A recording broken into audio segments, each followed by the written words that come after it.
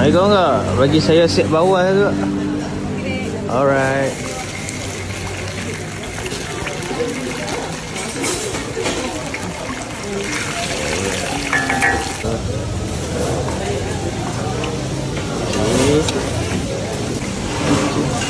Oh, ni sambal belacan ya? Okay. Ada salad? Okay.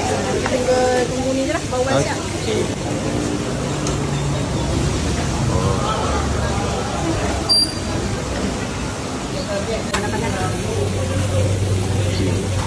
Okay, macam ni set dia RM15. RM15 ya?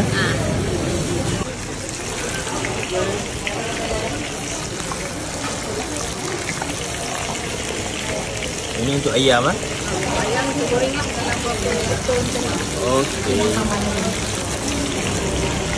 Buat lagi nak bagi customer makan tu panas-panas sikit ya. Alright. Okey.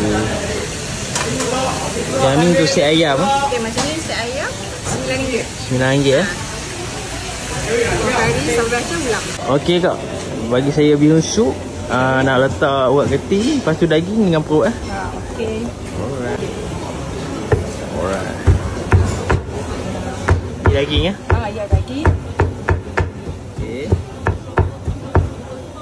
Okey, urat. Ini urat geti ni. Okey.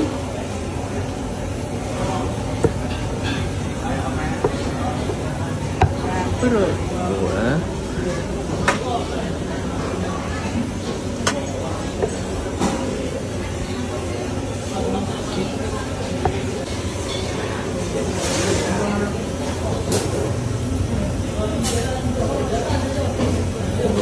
Lepas tu ada bahan apa lagi? Ada daun bawang, lubang masin, bawang goreng.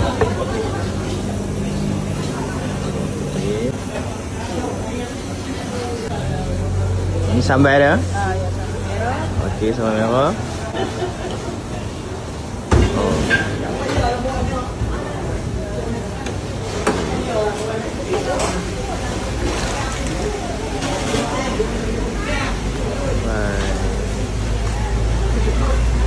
Macam ni siap ke? Ini siap. Harga berapa ni? Harga ni RM10. RM10 lah. Ya. Alright.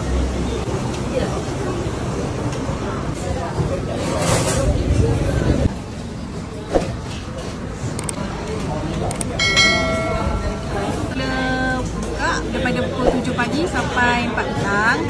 Kita buka siang hari kecuali hari Jumaat je lah, cuti.